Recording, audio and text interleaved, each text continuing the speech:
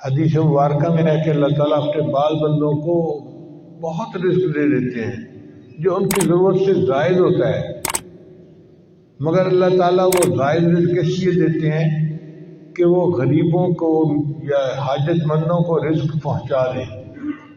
اگر وہ رزق پہنچاتے رہتے ہیں اللہ ان کو دیتے رہتے ہیں، اور اگر وہ پہنچانے میں کمی کوتاہی کرتے ہیں تو اللہ دینا بھی بند کر دیتے ہیں۔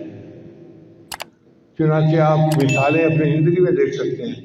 حضرت کام ایسا تھا کہ مٹی کو ہاتھ لگاتے ہوئے سونا بن جاتی تھی، ایسا حالات نے پلٹا کھایا ہے، اب تو سونے کو ہاتھ لگاتے ہیں مٹی بن جاتی ہے۔ جی ہاں، جب اللہ نے یہ موقع دیا تھا کہ مٹی کو ہاتھ لگانے سے سونا بنتی تھی، وہ سارا سونا تمہارے لیے نہیں تھا، اس میں غریبوں کا بھی حق تھا۔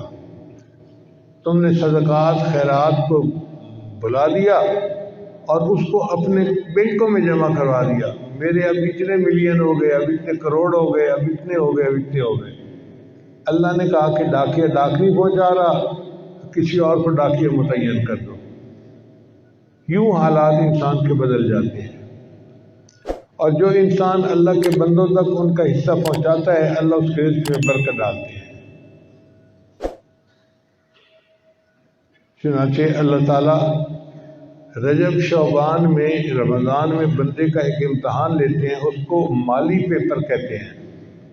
جیسے اسکولوں میں پیپر ہوتے ہیں نا، اے پیپر اور بی پیپر، دونوں انگلش کے پیپر ہوتے ہیں، اے پیپر اور بی پیپر۔ اسی طرح اللہ تعالیٰ نے اپنے بندوں کو آزمانے کے لیے دو پیپر بنائے، ایک مالی پیپر اور ایک جانی پیپر۔ رجب اور شعبان میں اللہ مالی پیپر لیتے ہیں کہ میرے بندے میرے حکم پر تو مال کتنا قربان کرتا ہے، ہم دیکھتے ہیں تو زکوٰۃ ادا کرتا ہے یا نہیں کرتا، غریبوں کو خرچ کرتا ہے یا نہیں کرتا۔ اب کچھ لوگ اس میں پاس ہو جاتے ہیں اور کچھ لوگ فیل ہو جاتے ہیں۔ جو زکوٰۃ ادا نہیں کرتے وہ فیل، اور جو زکوٰۃ ادا کرتے ہیں وہ پاس ہو گئے۔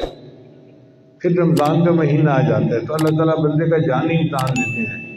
اچھا میرے بندے گرمی ہے مگر تجھے پینا بھی نہیں کھانا بھی نہیں، سارا دن بھوکا رہنا ہے۔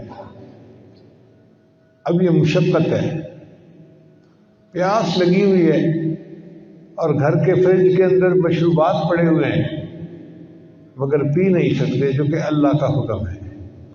تو یہ جانی مجاہدہ رمضان شریف میں کرنا پڑتا ہے۔ اور کچھ لوگ جو سارے روزے رکھتے ہیں وہ بی پیپر میں کامیاب ہو جاتے ہیں۔ جب اے پیپر میں بھی کامیاب اور بی پیپر میں بھی کامیاب، اب اللہ ان کی مغفرت فرماتے ہیں۔ چنانچہ حدیث مبارکہ میں آتا ہے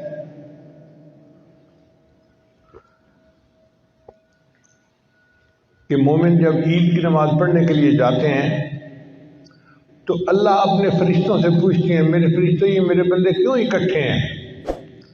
حالانکہ اللہ تعالیٰ تو علام الغیوب ہیں، سب جانتے ہیں، مگر اللہ تعالیٰ فرشتوں کو گواہ بنانے کے لیے، میرے فرشتوں یہ میرے بندے کیوں اے اللہ انہوں نے روزے رکھے، راتوں کو تراویح پڑھی، رمضان پورا عبادت میں گزارا، اب یہ وہ مزدور ہیں جو آپ سے مزدوری لینے کے لیے آئے ہیں۔